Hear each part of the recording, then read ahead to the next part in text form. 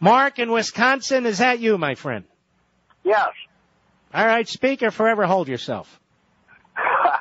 Thank you for taking my question, Mark. My son is going to be turning 18 years old in September and is looking forward to participating in his first election. He asked me a question the other day, and I don't know the answer to it, and I'm hoping you can help us out. The Lindsey Grahams of the Republican Party, is it possible that the Republican Party as a whole can withhold PAC money from them, and this would somehow hurt their chances in the general election? Well, of course it's possible, but I read you a list of so-called conservatives who are dumping money from their own PACs onto Mike Castle and Mark Kirk. Here's their attitude. We have to win at all costs. Our team has to beat the other team.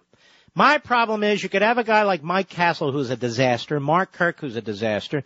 They get elected, and then basically they turn their backs on conservatives, as they always do. They get enough Democrat votes, and they run as these sort of independent Republicans. And time again, when you're trying to stop the Democrats from filibustering, when you're trying to pass permanent tax cuts such as they are, when you're trying to do these various things, they will vote with the Democrats because they do not care about the conservative principles that you and I believe in. There is no way I would ever vote for Mark Kirk or Mike Castle, ever. Thank you for your call. So to answer your question, I guess so, but obviously the Republican leaders like these guys. Keep in mind, McConnell wants to be the majority leader. That's pretty cool. These other senators, they want to be chairman of these committees. That's pretty cool. And you'll hear the argument, well, we can't get anything done if we're not in the majority. Ladies and gentlemen, we got to elect conservatives. And if being a Republican means supporting Castle and Kirk, well, count me out. How many more Arlen Specters and McCain's and Lindsey Graham's and Collins's and so forth can we tolerate? Who change their votes on a whim, who cut deals in secret, who have their own agendas. And not only that, they trash us and trash our principles.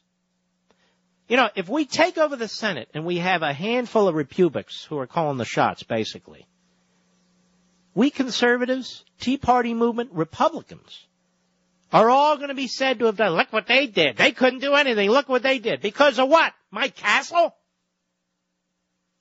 My friends in Delaware, you ought not to be voting for Mike Castle. My friends in Illinois, you ought not be voting for Mark Kirk. Write somebody in.